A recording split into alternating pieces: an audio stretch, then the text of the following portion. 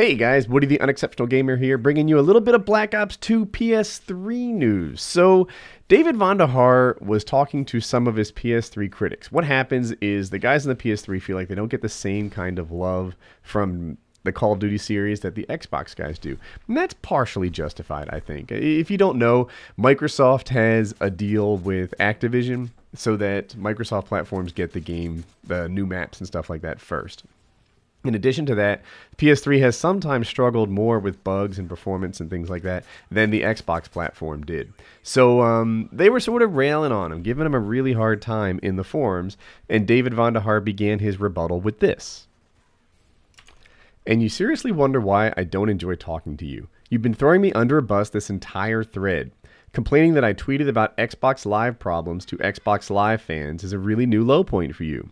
When the PSN melts down, I'll do the same thing. Oh, right. I did do that when the PS3 melted down. It's fine. I'm a big boy, and some of you guys are not so great at making friends. When you think about changing your ways, I'll think about communicating with you more often. In the meantime, I'll do the same thing I did last game, rolling my own platform-specific game crews to check the health of the game in the real world. That crew still won't include anyone from the PS3 community whose primary post count deals with taking jabs at me.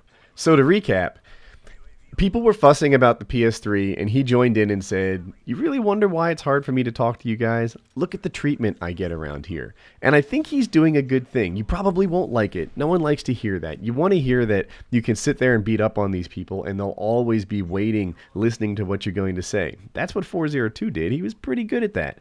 But David Vonderhaar is not 402, and he takes a different approach. He says, look, if you're going to be rude, if you're going to be a bad customer, then I'm not going to give you the same kind of attention that I'll give a good customer.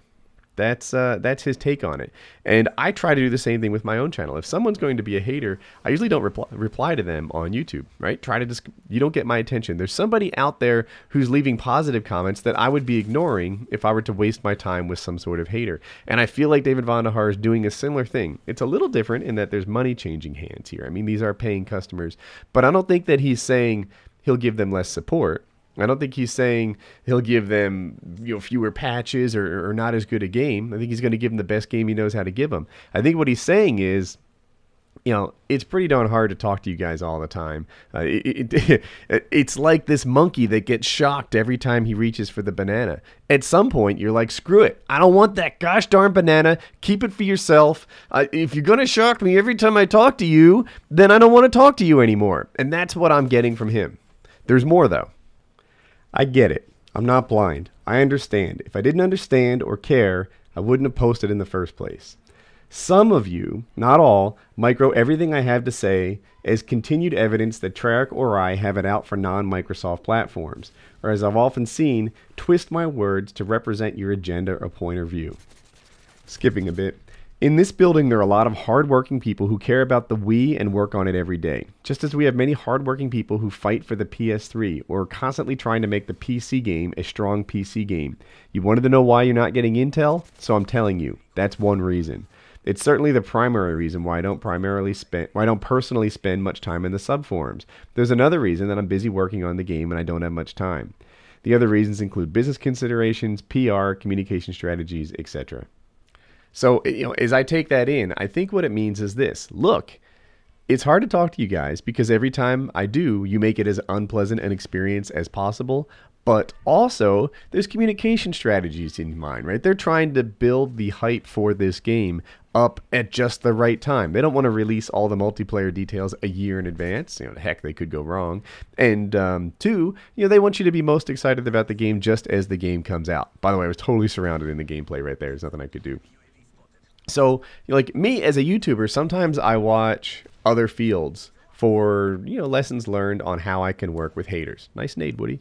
Sometimes I'll watch politics and see what they do, how do they handle the trouble that they get into. Sometimes I watch other YouTubers. Sometimes I'll watch guys like David Vonderhaar and see if there's anything to be learned from that. People who have any kind of public eye exposure always get some sort of trouble. And, I never saw that guy. And you have to learn to deal with it right. I think David Vonderhaar does a pretty good job, but I think like most, he's human, and there's only so much that he can do. One thing that's kind of working against him in this particular argument is that I think for a good deal of last year when Black Ops came out, it had more PS3 problems than it did Xbox problems. I don't think that was intentional. I think it had some pretty significant Xbox problems as well. I mean, heck, just the way that the sound was pretty much mute. Footsteps when the game came out told me that, it's not like they're ignoring one platform. It's just as hard to be perfect. I don't know if that sunk into anybody else, but it's hard to do this thing just right. And if maybe next year the PS3 is the stronger platform and the Xbox is the weaker one.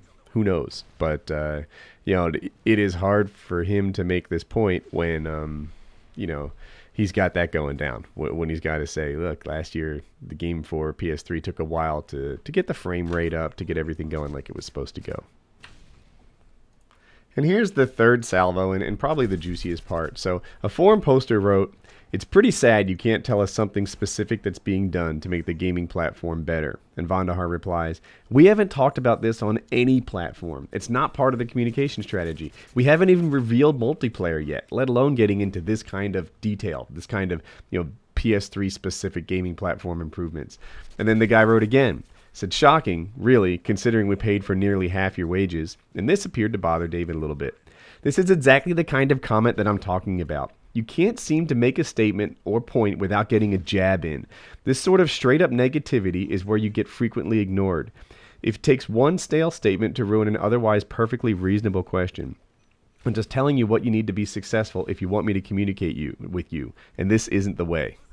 So this is true with really anybody. I was talking to a guy who worked in politics. Not talking to him, I was reading something that he wrote.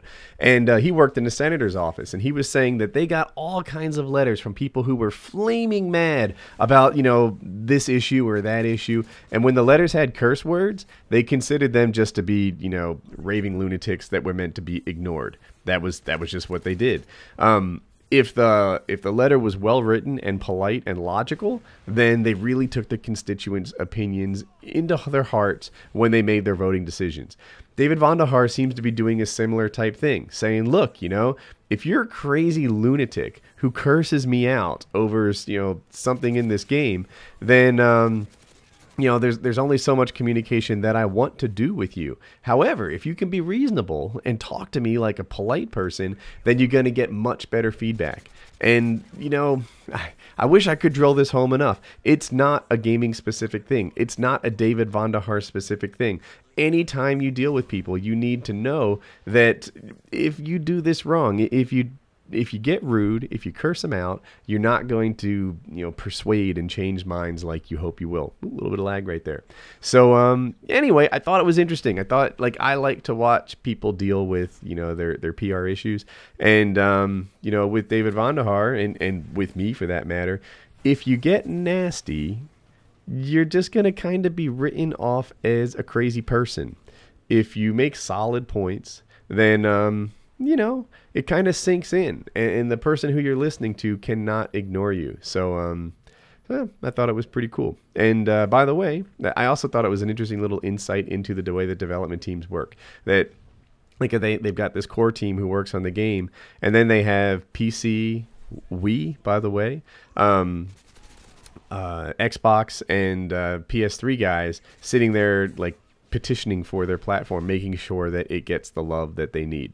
So, I guess that's how you build a multi-platform game. And I don't know who was saved by the bell right there, him or me. I was definitely on target, but he was no joke. So, anyway, I hope you enjoyed the commentary, and I'll be getting Black Ops for the PS3 for sure. Black Ops 2, I mean to say, so that I can play with my PS3 subs. And anyway, until next time, have a good day. So if you're still here, perhaps I've earned your like. 2 videos you may have missed. The Batman shooting. I want to leave a comment about that one. During it, I mentioned something insensitive where I said that the shooter had a 12 KD. And my larger point was supposed to be that, it's easy to be a psychopath who kills people, but we're not in the kind of danger, and it doesn't warrant this kind of fright mode because, you know, most people are not homicidal maniacs, as evidenced by the fact that this sort of thing is actually pretty rare. In it, you know, I said the damn KD thing and I sort of apologized for it immediately afterwards, but that just didn't sit well with people. So I'm sorry about that. The other video, Painkiller Already 100, was hacked, and I talk about sort of what happened there and what I can do to make it better. So, yeah, if you enjoyed the video, sub at the top, check those out. Have a good day.